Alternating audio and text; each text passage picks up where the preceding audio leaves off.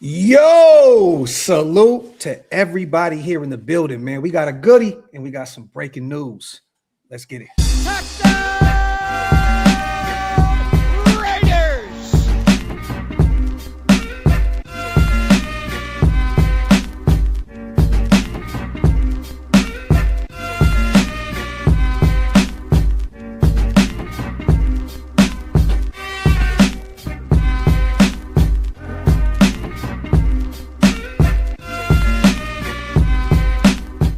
Yo, salute to everybody already here in the building, man. You guys know what time it is, man. We are back, the dynamic duo.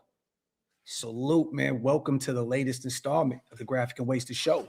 Or the Wasted the Graphics Show, whichever way you like to slice it. My brother in Christ, man. Salute to the greatest chat in YouTube history. As always, we appreciate every single one of you guys. If you're watching on Wasted's channel, make sure to pay them bar tabs and hit that subscribe button. Also, everybody here on OLV Raiders Network, wipe them feet, get those likes up, and hit that subscribe button on both channels. You know how we do, man. And we got some breaking news here. And we also have a guest that's going to be on here in a few seconds. But how we feeling right now, man? Tom Pelissero, first on the case. The Raiders are expected to promote Rob Leonard to defensive coordinator. Sources tell the insiders. Leonard has been with the Las Vegas Raiders for 3 seasons, most recently as a run game coordinator / defensive line coach, and is highly regarded. Now he gets a shot to run the show on the defensive side of the football, man. How are we feeling right now? Man, you know, he's well deserving, bro. Like, he's well deserving. He has a resume like, you know, none other. And he's a guy, you know, and I did a short on my channel earlier about his resume and exactly, you know, people who kind of have a similar background to him. You know, the only concern that I would have is the fact that he's never called his own defense. Agreed. But you know, when you talk about the respect, we talk about how the guys in the building feel about him, the way Max speaks about him, and all the places he's been around the league, and some of the mentors he's had, like Rod Marinelli and guys like that. I am excited to see what this young fella can do. Again, you know, Brian Flores, Mike McDonald, he's learned from some of the greatest defensive minds in football. I'm excited about this well-deserved promotion. Salute to Coach Rob Leonard. We also, man, have a phenomenal guest backstage right now. Man, this is long overdue. I know you and this guy had a great show, I believe, during the Colts weekend. Was definitely tapped in. You guys did great work. We got our boy Q Myers in the building. What's up, brother? Yes, sir. How you guys doing? Appreciate y'all having me on the show. Always. Man, appreciate you pulling up, my brother. How are you? Man, I'm good. It's Saturday, man. I had to go to the barbershop. You know, I had to get cleaned up, got the car cleaned up and everything. We good, man. It's Valentine's Day. What could go wrong? Robbie Leonard's about to be the DC. Things are good, man. Things are good. How are we feeling about the hire, man? I think it's great. I really do. I've been a big, supporter of Robbie Leonard, as many people have. If anyone's paying attention to what's going on along that Raiders defensive line, he has been constantly putting them in a really good position. When Max went down, when Christian Wilkins went down, and the Raiders defensive line was still able to get pressure on the quarterback, everyone's wondering, well, how is this happening? Robbie Leonard, being at training camp, watching him go out there and push these guys along the defensive line, and the drills that he runs them through, and the intensity that he coaches with, he's a Raider through and through. I mean, he's one of those guys that you can identify very early on was going to be a DC at some stage of the game. You mentioned it, that, you know, he's got the McDonald traits, he's got the Flores traits, he's got the Patrick Graham traits now. I'm interested to see how he puts his defense together and what kind of, you know, what kind of scheme he comes up with and the way he calls it. Will it be new for him? Sure. But, I mean, he's a guy that's been around the league so long. I think he'll be just fine. Wasted mentioned this the other day about Charles Snowden, the development with him when Kuntz was out and Max was out this past year. Tonka didn't get a ton of burn. JJ Pegues didn't get a ton of burn. When they were out there, they looked really good their rookie season, Q. So we may be on to something. And Wasted, does this kind of help our cause here with Max? We know he's out there in LA right now filming some content at the All-Star break, you know, with the NBA and stuff like that, with the Max, was it the Rush podcast? Salute to those guys. You think this kind of helps us in terms of keeping Max around? Yeah, definitely. I mean, one of the things, I mean, if you're looking from the outside looking in, that has kind of been the bane of the Raiders is all of the turnover. And the one consistent has been Max. And if you can keep somebody that he has a relationship with and you don't pull the rug from under him with all the change that's in the organization, I think that's nothing but right to keep Max around. I think if he does, and I don't necessarily know whether, you know, there's an issue, it kind of looks to be one, I know that has to be one of the issues, all of the turnover the last few years. Yes. The thing about it is, what I can guarantee is it doesn't hurt, right? I'm not going to say that it's going to solidify that Max is going to say, hey, I'm good, I want to stay with the Raiders, but it's not going to hurt his chances because Robbie Leonard and him are very close. He's helped develop him. He's one of those coaches that Max has a lot of respect for. And like I said, all the guys in the locker room have a ton of respect for Robbie Leonard. He's just one of those guys, and it's not just people that are around the Raiders. I mean, talking to people around the league, they keep saying and referring to, man, Rob Leonard, he's that guy. So I was wondering if he was going to get that opportunity. I saw that Kubiak was interviewing him, and I was happy that he got the interview. Didn't know if it was one of those just to try to feel him out type situation or if it was, a real opportunity. And it turns out to be a real opportunity, so I'm excited for it. So it's now a first-year head coach with Kubiak, first-year defensive coordinator. You do have Mike McCoy coming in as the assistant head coach, so that gives a little bit of, been there, done that to the mix. So I think that things could go well, man. I think that there's obviously going to be a learning curve. I don't think any of us are mistaken that this team is going to be a team that's going to go and win 14, 15 games and go to the Super Bowl next year. But you need to start seeing the pieces put together and the place that, the pieces put in place. And I think you'll start to see that. Q, what do you say? Because our audience has been killing us with one narrative, right? I think that he did great things with Adam Butler, Jonah Lalu. He's worked magic with him as well. But the whole Tyree Wilson thing, you can't place the development on him just fully, right? Like, again, Tyree was injured coming in that draft. Josh McDaniels and those guys were high on him. Brought him in. He hasn't really panned out up to this point. What do you say to people that say, oh, well, Tyree didn't develop, blah, blah, blah. Why are we hiring him as our defensive coordinator? I mean, and that's reality. Tyree hasn't developed, right? I mean, his development has been very slow for one reason or the other. Look, the dude was a monster in the Big 12. I saw him at Texas Tech, talked to his head coach, Joey McGuire, and he's like, man, Q, you're going to really enjoy what Tyree brings to the table. And for one reason or the other, and I can't put my thumb on it and tell you exactly why he hasn't developed. I know he has the want to, which is the most important thing. You got to have that. Seems like he was just kind of slow off the ball. It just seems like he hasn't really found a role that fits him very well. Now, I'll go back and say I thought he did good at moments. I think you see flashes of Tyree. So you see what he can be. Can he do it consistently? And look, it ain't for everybody, right? We all know that everybody that's drafted, especially drafted in the top 10, aren't going to pan out to be that top 10 guy. Yeah. Tyree just might not have it. I mean, for all we know, he just might not have it. And that happens. I mean, look at Cleve Ferrell. Cleve Ferrell was a really good player at Clemson, right? But he wasn't the number 4 overall pick. And when they took him, it was like, all right, well, let's see what he has. And even to this day, he has moments where he's good, but he's not some guy that you consistently look at and say, oh yeah, he's in the stat sheet. He's just a player. He's not a great player. He's just a player. So it's hit or miss, man. And Tyree hasn't been a hit, obviously. And he's going into his last year of his deal. I know the Raiders aren't going to pick up his 5th-year option. There's no way that they would do that at this stage of the game. And contract years push people. Maybe all of a sudden you'll see the best version of Tyree, and then you have to make a decision. Do you bring him back? Do you let him test the market? I mean, it's kind of what it is, but it's a new day and time. Robbie Leonard's now going to be the defensive coordinator. And like I said, I think for continuity's sake, for the Raiders, trying to build this thing and build it the right way, I think it's a good hire.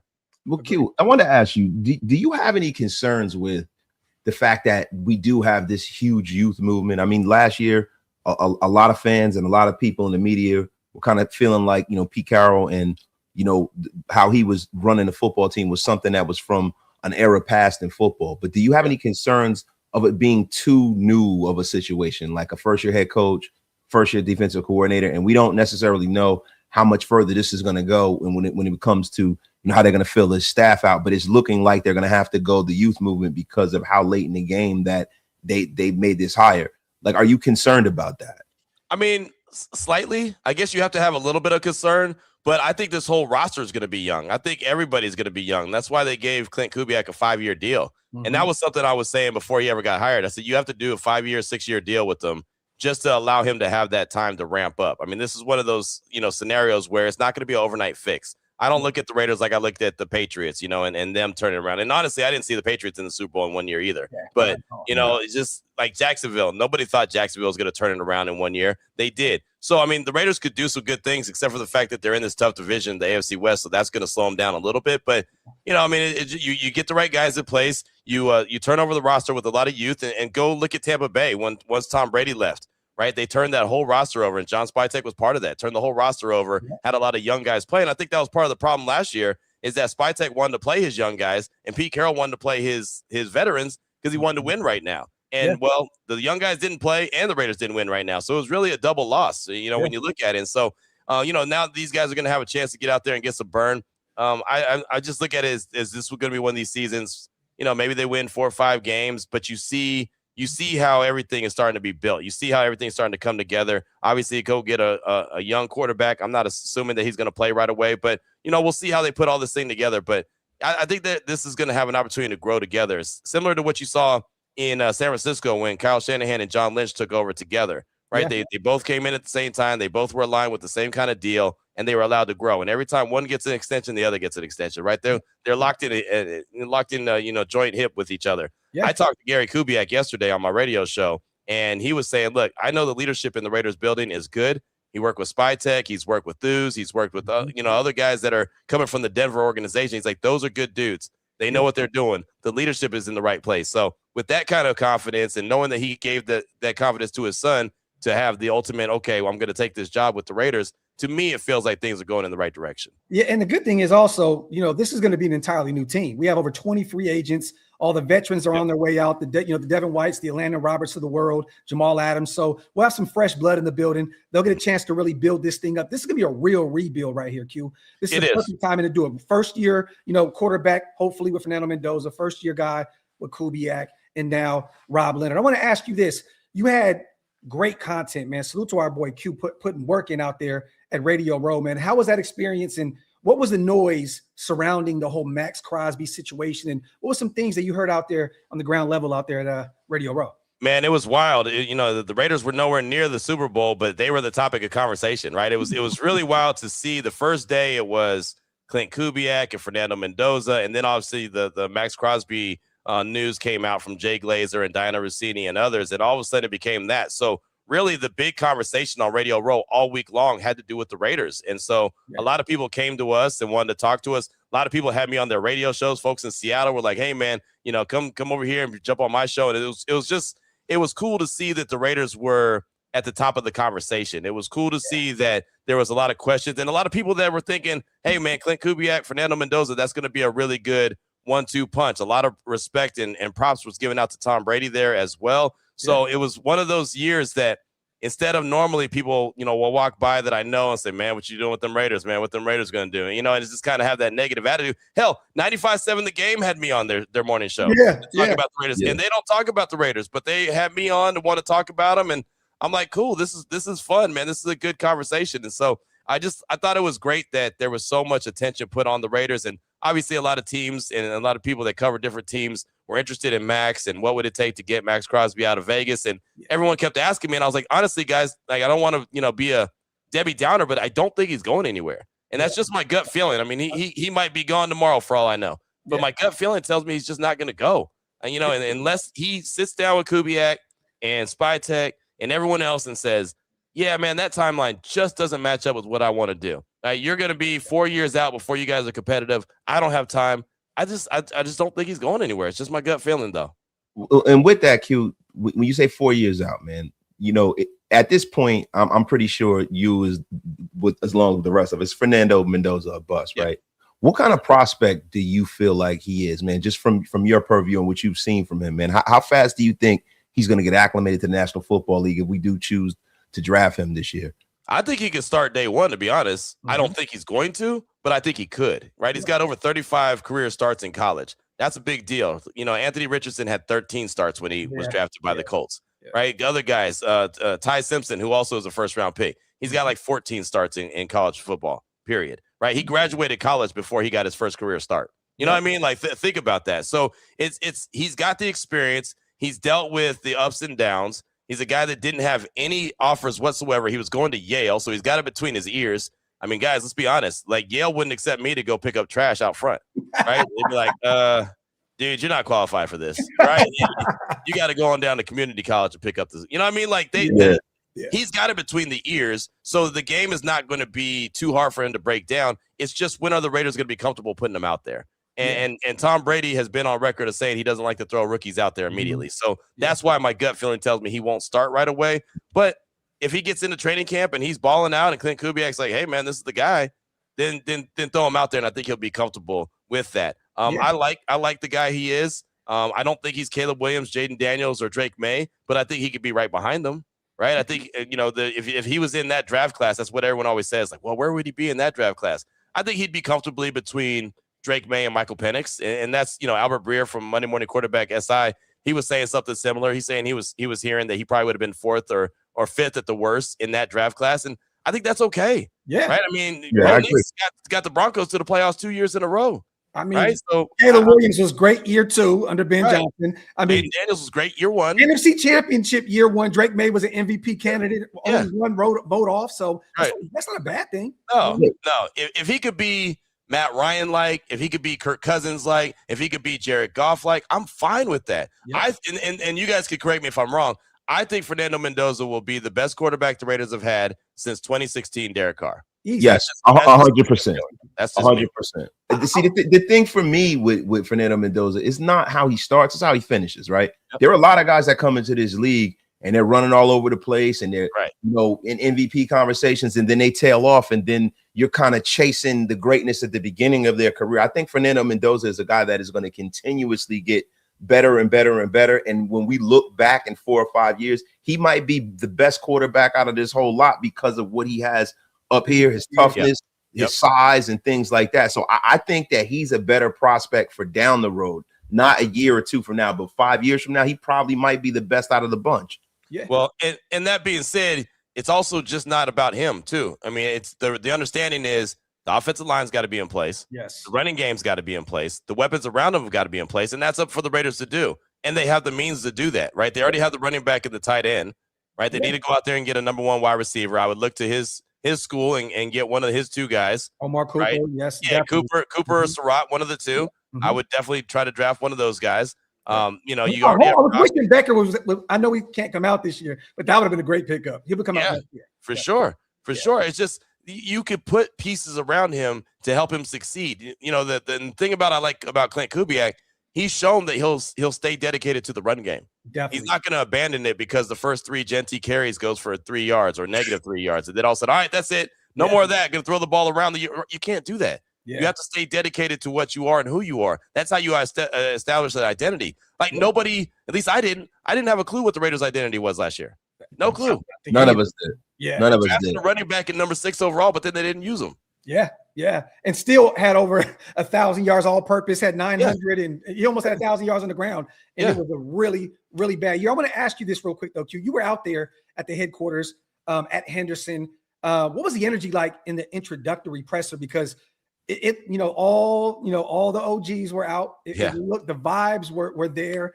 And I wanted to ask you also, because there were so many questions about what players were actually in the building, right? I know that Max was in there rehabbing. We're not going to get there, but I want to, ask about the young guys. I know Besh was there and Genty. What was the energy like, and what were some of the young guys that were in the building that you got a chance to see in there? Yeah, Caleb Rogers, Isaiah Polamalu, all those guys, like you said, the young guys, Charles Grant, Ashton was right next to Caleb Rogers. Colton Miller was there, saw him as well. Saw Max right outside the press conference, didn't see him inside the press conference, but like you said, he was there rehabbing, so it is what it is. Found out that he met with Clint earlier in the day, so that's fine. No big deal. But the energy was great, and the funny thing is, the energy's supposed to be great, right? It's an introductory press conference. It was great for AP. It was great for Pete Carroll. It was great for Clint Kubiak. Now, the difference is all 3 of these pressers were different, right? AP's presser was kind of, he came in, he was the rah-rah guy. Him and Tom Telesco sitting up there. Telesco's real quiet. AP's real loud, and, he's chanting out Raiders and this, that, and the other, and people are getting fired up by his energy. So that was one thing. Then Pete Carroll, when he was introduced with John Spytek, it felt like it was really the Pete Carroll show. Yeah. It felt like, every time Spy was asked a question, it's like Pete jumped in. Who's going to make the final decision? Well, we're going to do it together. Like, okay. It seemed like he was the OG. He was the guy that's been there, done that, and Spytek had to learn on the fly. This time around, it felt like the John Spytek show, right? Will Kiss introduced John Spytek. Mark Davis was in the back of the room. He wasn't even up there on stage. He sat back there and watched the show with a big smile on his face. Spytek conducted everything, brought Clint Kubiak up there. It felt to me, and it's just me, it felt like a true partnership between the 2. Yes. It felt like that they were on the same page. Clint Kubiak's not going to get up there and wow you. He's not a preacher's son. He's not going to go out there and, preach a sermon on Sunday and get everyone to put some money in the offering. Like, he's not going to do that. Yeah. But what he's going to do is he's going to talk ball. He's going to be ready to go. He's going to look at the film. He's not going to promise anything. If you notice in that presser, he didn't say we're going to go win 10 games. He didn't say that we're gonna, bring the commitment to excellence back. He said we need to get back to playing like these guys did around them, really like they did. Yep. And the silent tape's gonna tell us about that. He said it ain't about what I say up here; it's about what we do. So he's not really about talking; he's more about action, which I could appreciate. Right? Yeah. Everyone's different type people. If it was me, I'd probably have a good time talking up there and do, because that's what we do. But he's not that guy. He's just a football coach, and a football's coach, right? I mean, he's been around the game so long, he's just ready to get to work. I think one of his favorite questions of the whole day is when I caught him later in the indoor facility. I asked him about the zone blocking scheme. Yeah, I love that question. Oh, man. Loved it. I had to reshare that. I was like, Q is in the bag right now. You cooked. I mean, but it was only like a minute 30 exchange, but that was like, he perked up because he's like, oh, I'm talking football. Yeah. I'm not talking about opportunity. I'm not talking about my dad. I'm not talking about this, that, and the other. I'm talking about football. That's what he wants to do. He wants to lean into talking football. And I'm glad that we brought somebody in who has a clear understanding of zone blocking scheme and has a scheme that works, because when I listened to you and Link in the morning, I thought Link was going to short circuit this season the way they were blocking.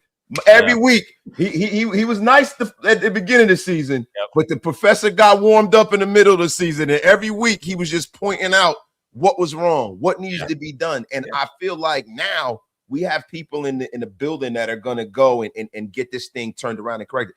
Well, the funny thing is, in San Francisco on Radio Row, I was sitting there talking with Marshall Newhouse. He hopped on the show, and he used to be the offensive lineman for the Raiders as well. Won a Super Bowl with the Giants. And I was asking about the offensive line. He said, "Q, I'm going to tell you straight up.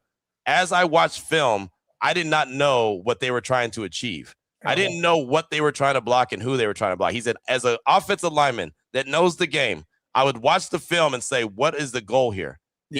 And that goes back to coaching. That goes back to teaching. That goes back to Brennan Carroll. And everyone, had a problem with him, obviously, all year long for good reason. But everyone knew that Pete Carroll wasn't going to fire his son. Like, that was the obvious that was never going to happen. Yeah. But the coaching and the teaching wasn't correct. So this zone blocking scheme, as you guys know, has really never worked for the Raiders. Ever. Right? Every time they try to do it, it never really works. They've got to have a coach. They've got to have a teacher that can go and explain it and have the right personnel that can go and execute it. And so when they do that, it could be great. I think Ashton could just dominate, right? I think Ashton could be a stud in that scheme. But you got to have it executed correctly, and you've got to have the right offensive line coach in place as well. So my guy Marvin, real quick, wait, so real fast. Salute to everybody sending supers. We appreciate you guys. We'll get a few of these questions in for Q here in a minute. Definitely want to cook here for a second. Salute to everybody here that's donating. We appreciate you guys so much. Go ahead, Waste, get you back. So let me ask you a question.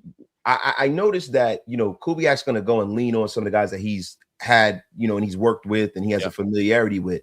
The Seattle Seahawks has an offensive line coach there, and his name is John Benton, and we know John Benton around the league.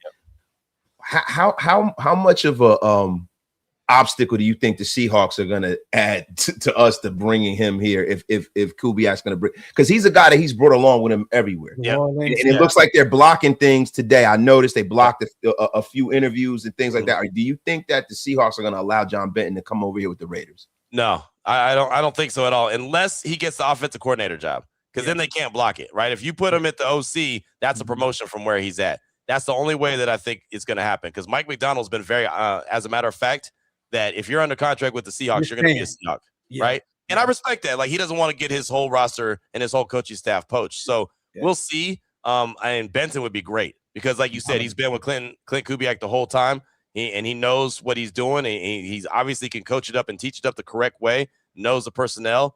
I just don't see Seattle letting him go. And if they don't, and he said, and my guy Corbin Smith, who's from Locked On Seahawks, he joined my show, and he's like, I talked to him before the Super Bowl, and he said, I'm a Seahawk. So it doesn't sound like he's going anywhere. Obviously, things could change if you give him a promotion or whatever. But that was wishful thinking on my part too. I was like, man, that sure would be nice. But I don't. What's your thoughts on the Mike McCoy hiring? Again, a guy that has a ton of experience as a head coach. He's been around the league. He's worked with Trevor Lawrence. He's worked with Cam Ward last year. A lot of those guys out there, I see a lot of fans in Tennessee were really high on him at the end of the season as the interim. How do you feel about that hire? I like it. I like it a lot because, again, he's been there, done that. 4 years as a Chargers head coach. He worked with Phillip Rivers as well. He worked with Cam Ward, the number 1 overall pick last year in Tennessee. Most likely going to work with the number 1 overall pick, Fernando Mendoza, this year in Las Vegas. I just think that he brings that familiarity and that kind of sense of calm that Clint Kubiak might not have. Like when I was talking to his dad, Gary, he told me that the best piece of advice he ever got from anyone when he took that job from being an OC to a head coach, they said, look, it's going to get done. You're going to sit there and you're going to sit there at your desk and wonder, how in the hell am I going to get all this done today? Yeah. But it's going to get done. So just know that it's going to get done. Take a deep breath and just go to work.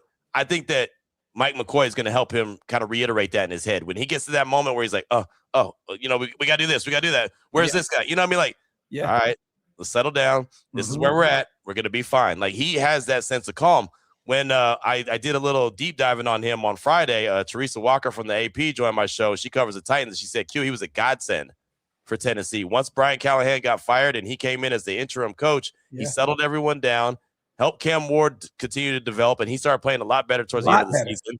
And then he also went back to having a dedication to the run game, something that apparently Tennessee had forgot about under Brian Callahan. And what she was telling me about Brian and what he was doing, and it was weird to me because his dad, Bill, was on the roster and on the staff too, and he's a former head coach, not a very good head coach, but he was a former coach. And you know way too well. Yeah, exactly. We all know. Yeah. Exactly. But he like made some decisions that were just like he didn't know when to call a timeout. His clock management was bad. Couldn't challenge. When he did challenge, like he didn't know a catch rule. It was really strange. And for Bill not to help him out, to me, I was like, wait, hold on, you're not helping your son out? Yeah. Wait, you've been around the game for how long? And so he was like focused on the offensive line, and that's all he cared about. Yeah. So they said Mike McCoy came in and did some really good things, kind of settled the waters. And of course, Tennessee still wasn't very good. There's a reason why the coach got fired, but he helped settle things down. So I think he'll do that with Clint Kubiak. Remember the conversation with C. Wood at Barcode, man. At Barcode's great. We can talk a little bit more about it, but yeah, Bill Callahan, he was very pissed off during that conversation. This is a great question right here from. It's funny we're talking about a Mike McCoy, and now we're going to a Marvin Lewis. This is actually hilarious. Nice. Let's look about God. Question for Q. I believe you said that Mendoza would. No, he didn't say he wasn't going to start.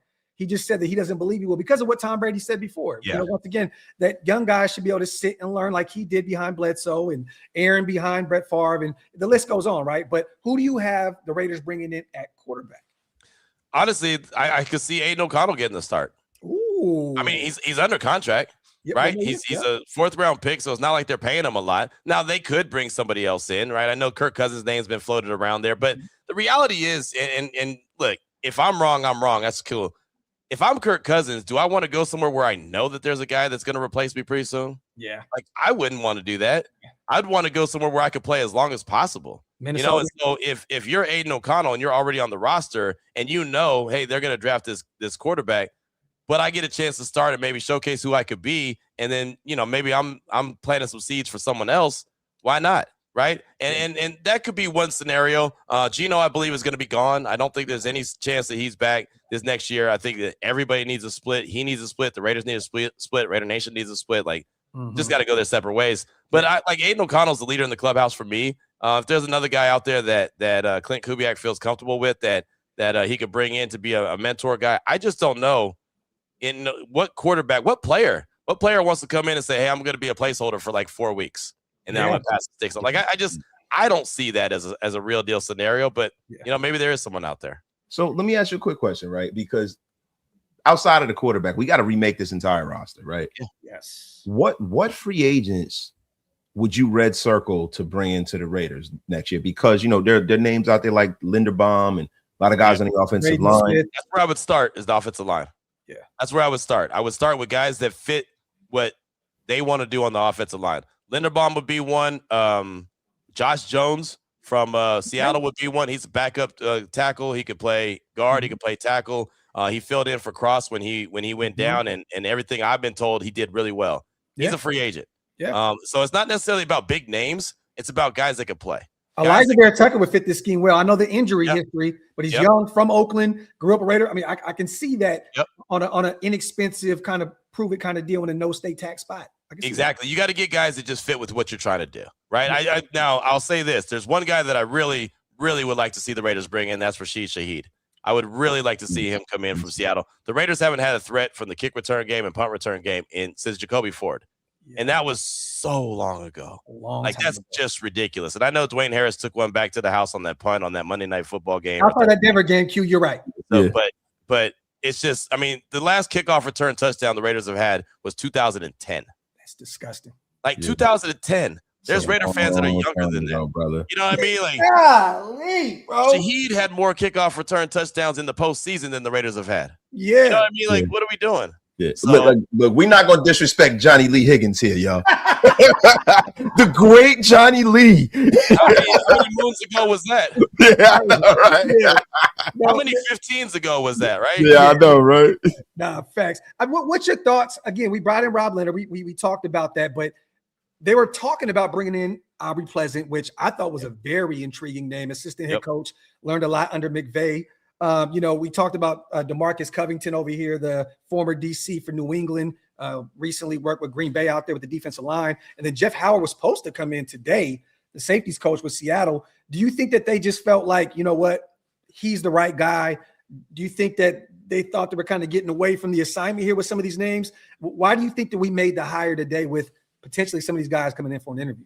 Well, I think some of these guys might still end up being in the mix, but they just have different titles. You know what I mean? Because that's what happens every coaching search. Yeah. You might bring in a guy to interview for the head coaching job, but you might really be looking at him as an OC, right? Or you might be looking at him as a DC, or you might be looking at him as another position, and then you get in that conversation, you feel him out. So I don't know who's on Clint Kubiak's list and where he's envisioned some of these guys, but, you could easily see the safety coach from, Seattle all of a sudden becoming like the secondary coach, or, you know what I mean? Like, that's the thing. Like, just connect the dots with possibly where they could, they can go. And maybe Robbie Leonard said, hey, now that I'm the DC, these are the guys that I'd really be interested in. Let's get them in here and see if we can, we could hash out something. And so that's why it's always kind of difficult to understand exactly who's being interviewed for what. And a lot of people just make assumptions as soon as they see a name and they pop up and, oh, this guy, well, he's just for that, or he's just for that. It's like, yeah, but you don't really know, right? Yeah. I mean, it could be, this guy could be coming in to interview for the D-line coach because they know the D-line coach is going to be the D coordinator. You know what I mean? So there's a lot of different dots that could be connected. So it's going to be interesting. I do think this thing is going to get wrapped up pretty quickly, though. So Q, really quickly, man, because I know, we appreciate you pulling up on the show. A lot going on right now. There's a lot going on. I know you probably have other things going on today. It's Valentine's Day. We're all in the doghouse right now. Don't tell nobody. Yeah, we're in the doghouse. I know. I'm definitely in the doghouse. I'll be like, you know what? We should be doing something else today. Oh no. It's like football here. Come on now. So real quick, man. Like, you were one of the guys that, for me, I respect the most in this business because you came and got it through the mud. Like, we're doing it, right? Yeah. And your story coming up as a creator and landing to where you land, and I remember you telling a story one time about you taking a job down, I think in Texas. Yeah. And could you elaborate a little bit on your rise and how you got to where you are, man? Because to me, it's an amazing story, man. Yeah, no doubt. I mean, it's kind of a lengthy story, but yeah, I have no problem telling it because I think it could be inspirational for anybody, right? Because we all can make it, and there's room for all of us to make it. It just depends on how hard you want to work. Yeah. So, I had the opportunity to go to Texas to be a hip hop DJ, right? And that's what I've always done is hip hop music, from me getting started at Wild 94.9 to being at K-Win in Stockton, to being at Hot 104 in Modesto, to being at Q97 in Fresno. I'm from Sacramento, so I know all these. I almost got a job at 102.5, right? Shorty got the job instead of me. So he got the job at KSFM, and I had a chance to work there. And the Bomb, I had a chance to work there, and and didn't get that job. But Big Kid Boots. Yeah. So all those folks are my people, and it's just it depends on how you want this journey to go. So I got a call and I was actually doing FedEx at the time. I got a call like, hey, are you at the game or what are you doing? I said, no, if the right opportunity comes up, I'm in. So my guy Greg Mack, who, matter of fact, he started K-Day in LA back in the day, the first station to put hip hop on the West Coast. He called me and was like, hey man, I got a job in Texas for you. So I'm thinking Dallas, Austin, San Antonio. You know what I mean? Like, I'm thinking some big city in Dallas. I'm thinking I'm about to be the dude, right? I'm about this West Coast cat's about to go out to Texas and really live it up. And he's like, yeah, it's in Waco. And I was like, oh, well, hold on, dog. Hold on, man. Like, Baylor. That's it. That's all that's out there is Baylor. I didn't know that at the time. I just knew Waco, and I knew the David Koresh story, right? Which later on I found out wasn't even in Waco, but that's another story. I was like, man, I don't know about that. So he offered me the job 4th of July weekend, and I stalled him out. I was like, man, I don't know. So I waited all the way till September to accept that job. He kept hitting me, and I was like, I don't know, dog. And then finally, I was like, well, worst case scenario, if it doesn't work out, I'll just come back. So no big deal. I'll take the trip to Waco, see what happens, and I'll bounce back. And the station sucked. It wasn't a very good station. I was there a couple months, and I'm thinking, yeah, I'm probably gonna bounce. So right around the New Year's, or no, right around Valentine's Day, as a matter of fact, I was like, yeah, I think I'm about to go. And so they fired me. That station fired me, but they didn't know I'd already accepted a job at another station. So he was like, hey, we're gonna pay you extra money just to kind of part ways. And I was like, all right, cool. And then at the same time, right after he paid me, I was like, all right, I'm taking this job over here anyway. So we were cool. And the only reason I took this job at this hip hop station in town was because they had ESPN in the building. So I'm getting older, and I'm like, man, I really want to figure out what I'm gonna do to, transition later. What am I gonna do after hip hop's not my bag anymore? After it's not, my favorite songs anymore? Like, do I want to host a club for 18-year-olds anymore? Like, I was just kind of, I was kind of, and my guy, my mentor, Victor Zaragoza, he's the one who helped me get my first job. He always told me he wanted to go from music to sports. So I always had in my mind that I wanted to go from music to sports. We got the same story. Wait, this crazy. Yeah. So ESPN's in the building. So I took the job, and I said, look, I'll only work here if I can work on ESPN too.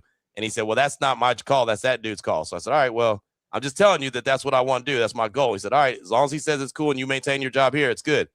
So I did. So I'm working 2 stations at the same time. I'm doing hip hop and I'm doing sports, and I'm grinding. I'm not really getting paid. I mean, money's minimal, whatever. Like that $5 donation we just got was probably more than I was getting paid.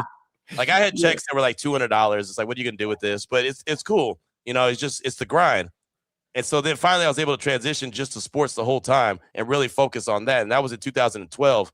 And I'll tell you, man, I did every interview. I did every odd job. I did every side hustle. I did everything I could to maintain and bring in a check that was decent, not good, but decent. And just so I can learn the game. And I started covering Baylor, and I started learning how to interview players and what to do at the press conference and how to talk to people and how to show up at different events. And like my very first Super Bowl that I ever went to, they didn't pay for my room. They didn't pay for my flight. They said, I get you a credential. That's it. You got to figure out everything else. It was in New Orleans. It was the Ravens and the 49ers, the Hardball Bowl. Yeah. I was like, that's when Beyonce performed and everything went black. Yeah. Including me. I might have had a little too many on Bourbon Street. But so I did it. And so my mom helped me too. She was like, well, I don't want you to miss out on anything that those guys are doing. I was like, yeah, all right, cool. So we just started getting out there, and I started treating the Super Bowl like the biggest job fair. So I knew that all these decision makers are there.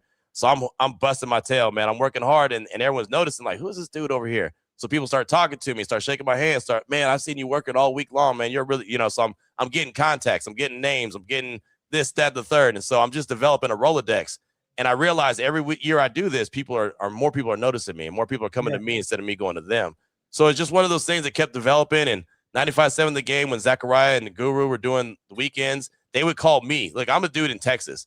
They're calling me to do a hit on the radio about the Raiders. Yeah. And I'm like, I'm in Texas. So I'm doing high school football on Friday night.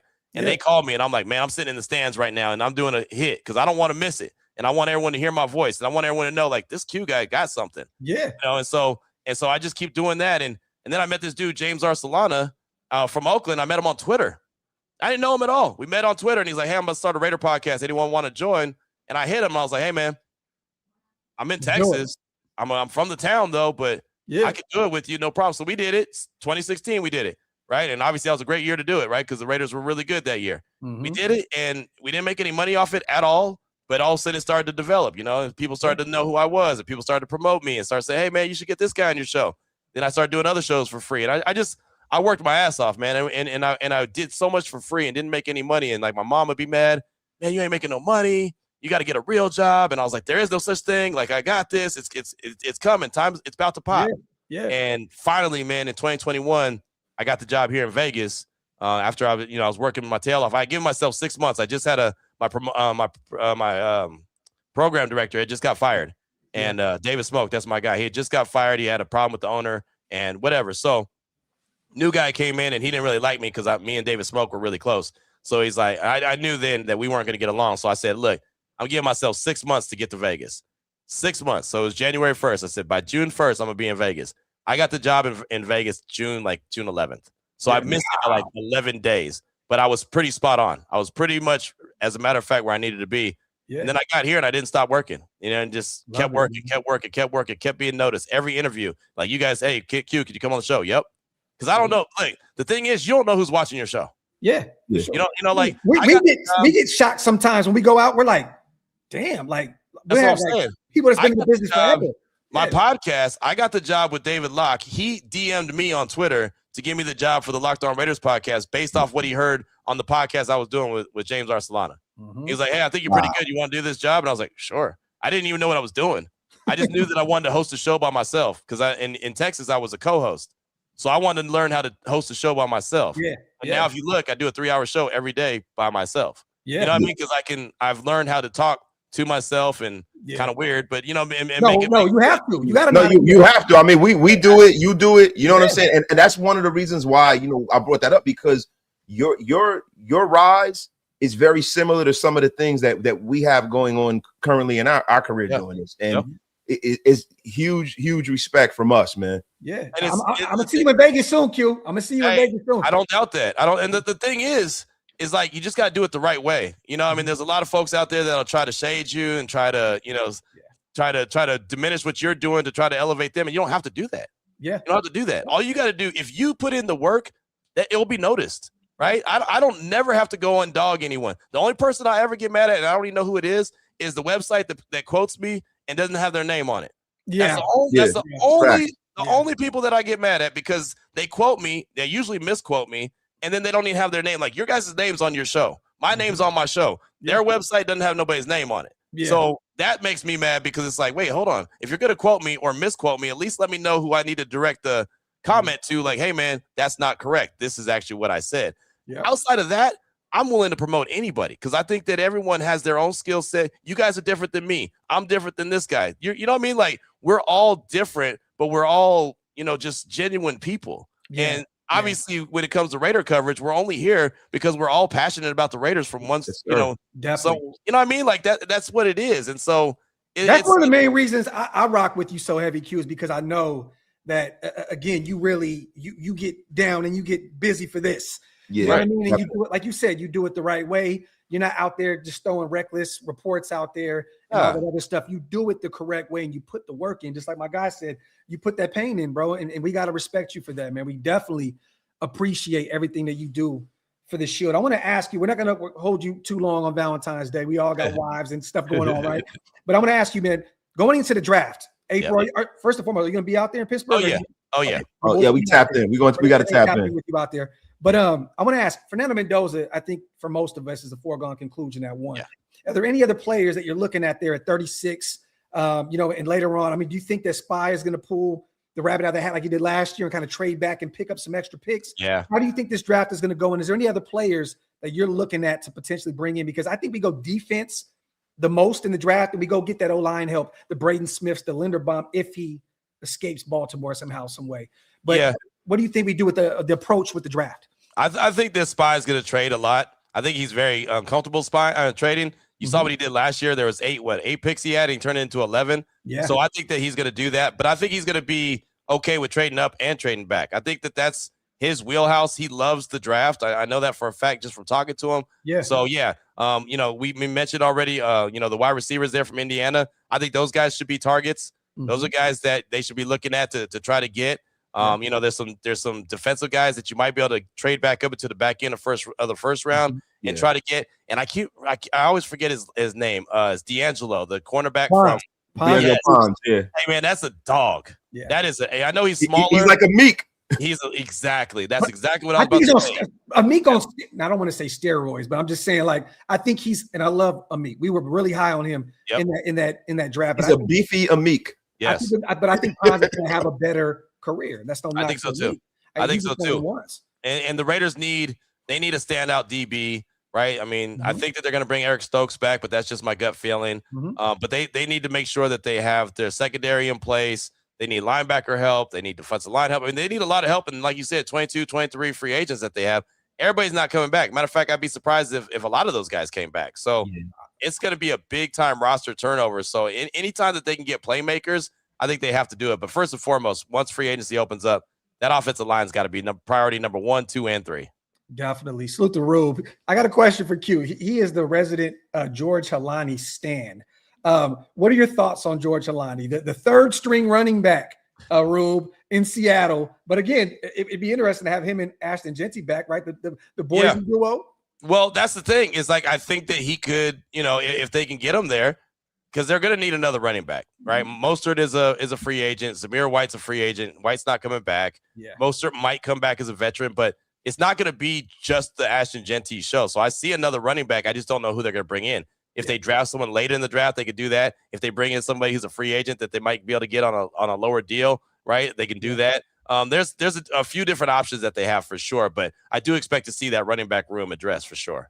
Nah, definitely. We want to say, man, we appreciate you so much for pulling up, brother. Again, we almost have 2,000 people in the building. Let everybody know where they can follow you. If you guys are living under the rock, you never know, never see who Q is or where he's at. Let everybody know everything you got going on, brother. Yeah, man, I got a lot going on, man. Raider Nation Radio 920, do the show every day, 2 to 5 p.m., Monday through Friday. The Locked On Raiders podcast, hopefully everyone's making that the first listen of the day. That's kind of the mantra that I always try to live by. We got the Raider Squad show now with Chantel Chan, Lincoln Kennedy, and myself. We do that. What else? ESPN Game Night, Monday through Friday. I do that 7 to 10 p.m. Pacific time. I'm always grinding, man. You can find me on Twitter at your boy Q254. That's the easiest way to get me. And that's about it, man. That's just, if that's not enough, but yeah. Hey, man. And you can find me in the barbershop on Saturday morning, man. Got to get that fresh fade. Yes, sir. Yes, sir. Got to get freshly swizzled. Yeah, can't be on TV looking raggedy, brother. We appreciate you, brother. Keep putting that pain in, keep putting that work in. We're going to keep supporting you, man. And hopefully we can do this a little bit more frequently. Yeah. With the draft coming up, maybe we can run one up, after the draft and kind of, get over the results and stuff. Because I'm excited about this draft. I think this class, I know a lot of people aren't that high on this class, but the linebacking core in this class is insane. The interior O linemen, this can be a really good class. For this foundation building draft right here. Yeah. There's not a lot of top end talent, but it's enough talent where you can fill your roster out really nicely. Yeah, I think you can get a lot of starters. I don't think you're going to get a lot of stars. Yeah. I like that, and that's okay. Yeah, that's okay. That's man, okay. salute to our boy Q, man. Go enjoy your Valentine's Day, brother. We appreciate you, and again, we'll see you again soon. Yeah, let's do it, man. I appreciate y'all. It's fun. Thanks so much for having me. Long overdue, man. Good to see our guy Q, man. Salute to our brother Q for pulling up and hanging out with us. As always, I know he has a lot going on, with this big breaking news of Rob Leonard being our DC. We're still rocking a little bit. You got to go right now, Wasted? I am texting Mrs. Wasted right now. Okay. And I want to see exactly what she's going to say to me. We have a few minutes here. Salute to Silver and Black Panther. My folks, appreciate you, my brother. Is that Unc in the building? Oh, that's Unc. Salute to Unc. Unc is in the building, man. Salute, man, to him. And salute to everybody that sent the supers and donate all that. We appreciate you guys so much. You already know when we have interviews, it's kind of difficult, man, to kind of, go back and forth with them. But salute to our guy Q, man. And breaking news again, you guys. Rob Leonard has been elevated, promotion from defensive line coach to the defensive coordinator. So, homegrown talent is the best talent, right? Like, it would have been nice just to kind of quell our, concerns to get a guy that's more established. Mm-hmm. But I'm going to be honest with you, man. I love the way the Raiders and this organization is all growing together. Young GM, young coach, young defensive coordinator. So what they're doing is they are setting the stage, if they have some success, for us to have the one thing we have not had in the last 20 years is continuity. Yeah. Over the next 3, 4, 5, 6. Hopefully we set up a situation where this is a 10-year grind, 10, 12 year, you know what I mean? With the Raiders can be one of the standard bearers in the league. That to me, just Rob Leonard, if I'm being honest, to me was the hire if you're not going to go out there and get a marquee guy like a Schwartz. Yeah. Jeremy Fowler put it out there too. The Raiders front office was impressed with Leonard last season, which was reflected in staffing in staffing talks during their head coaching interviews. So, they were really high on him. It's good. It's good. Again, we keep some familiarity in the building with Rob Leonard. And again, man, Robbo gets a promotion. Salute to him. We're very happy for him. And it looks like the Raiders are also, according to Jeremy Fowler, retaining Joe Woods as the defensive pass game coordinator. Per sources, new head coach Clint Kubiak going with continuity with Rob Leonard's DC promotion and Woods, who worked with Kubiak in New Orleans. So there's some familiarity there with Joe Woods and him as well. So great, man. The Raiders are making moves here today. The coaching staff will be shaped up pretty soon here, you guys. And again, you got to be a little patient with the organization right now because we waited. We were the last team to hire our head coach, which was the best head coach in the cycle. So it was going to take some time to fully, staff, this team. So it is what it is. Best your best young head coach. No, I'm going with best head coach this cycle. Well, let me say this. I'm not going off of the past, okay? Wasted. I don't care what you say. Harbaugh struggled with that roster in Baltimore. I wanted nothing to do with Harbaugh. Look, I didn't want anything to do with Harbaugh. He was the best head coach for us. But what I'm saying is it's hard for us to say he was the best head coach in this cycle when you got a guy that's got a Lombardi, bro. You got a couple of guys that have the Lombardis that got hired as coaches. And Clint Kubiak has one too. Come on, bro. So, Rich, love when y'all have Q on. Great show, fellas. Always bringing that heat. Well, you know what? We're going to keep this train rolling, you guys. We have another one coming up here soon. We're not going to reveal any names here and there, but you know, we're doing the whole. We're kind of on a beat writer / podcaster tour right now. You know what I mean? So we got an interesting name coming up this week. Do you want to wait on that? Yeah. I want to wait until we get it locked in on a date. But guys, look, you know, the most important thing for me and for Graphic, right, with the Graph Wasted Graph Show, is that we give you guys information, not affirmation, and we bring on people who are really, really important to this organization. Yeah, like we're not just bringing on a bunch of slappies around here. Yeah, heavy hitters only. Yeah, respected individuals. Yeah, again, man, that don't just come up and just do anything and say anything to get clicks and shit like that. So, salute to Just Raiders. They said fire content. Salute to my guy, man. Get a few more questions in real quick, you guys, before we get out of here. About to come up on that hour mark again. My wife is patiently watching her shows, and we're about to hang out, get some food together. My wife is looking at me, judging, watching. Look at the baby. Look at the baby. Well, hey, real quick, salute to CGR on Gifting 5. Yes. You know, Raider Nation Unlimited. Brother, and also salute to Robert, my guy, man, Gifting 5 OLV Raiders Network memberships as well. We appreciate you, brother. No sour sauce, you guys. I see the comments. No, it's not. No, you guys gotta chill, bro. Y'all gotta chill, man. This is something that has lived way too long on Raider YouTube. You gonna get me blocked too, man? I know, man. I mean, golly, man, y'all done got me blocked by man, Unky Sour. Salute to Diva, great show. Salute to our sis, and also salute to our other sis, Raider Dev. Have a good one, y'all. Salute to you as well. Yeah, man. Other than that, you guys, we're gonna get the hell out of here. Hopefully, you guys pulling up late. Some breaking news: Raiders have elevated Rob Leonard. He is officially our new defensive coordinator. It's gonna be interesting to see how Max responds to this news. I know he loves him. He's on the road right now in LA, you guys, covering the NBA All-Star game. So stay tuned. Hopefully, he puts out a tweet here soon. That'd be really, really dope for the nation. Kind of have everybody kind of ease a little bit. You know what I mean? Because right now everybody's kind of on like they're kind of hanging on. Like what's going on with Max? What is going on, bro? Yeah, like bro. Listen, at the end of the day, no matter what happens, right? And we've said this. I have my mind open to either scenario. Me too. I have my mind open. Both. Either scenario, whether if it so chooses and he so chooses to move on, I salute him. I salute everything that he's laid down for the Raiders, and I'll never say a bad word about the guy. The guy's been phenomenal for us, and having him in the building is nothing but right too, right? Yeah. But either way it goes, bro. Either way it goes, man. I'm open to it. I want to say this as well, you guys. Don't think for 1 minute that Clint Kubiak did not call Mike McDonald and say, "What do you think about Rob Leonard?" A guy that he coached, that was under him. I think he's a linebackers coach, I believe, in like 2022 with Baltimore. Don't think for 1 minute that Kubiak did not pick, his mentor's brain and say, "Hey, what do you think about this move?" So again, this could be a good situation for us. I understand all the question marks surrounding him. What is this scheme going to look like? What is he going to, again, Flores, McDonald, Patrick Graham, there's a ton of different philosophies there. But again, we'll see here in very soon what this thing will look like. But I'm hyped. It is what it is. Salute to Rob Leonard, man, sticking around. He's been here, 3 years now? Came in with Josh McDaniels, and he's been one of the only guys that's kind of, found a way to stick around. He survived the times. I mean, he's like the Nas of the Raider coaching staff. He's surviving the eras, man. Yep. There you go. But other than that, you guys, we will be live tomorrow night. We got our brother, man, Paul Daracell, star NFL agent. He has a lot that he wants to talk about tomorrow night, you guys. He has a lot on his mental. We said, "Yo, Graph." He hit me up. He said, "Bro, I got a lot to talk about." So I said, "Okay, well, we're gonna get the Graph and Wasted the Graph show rolling."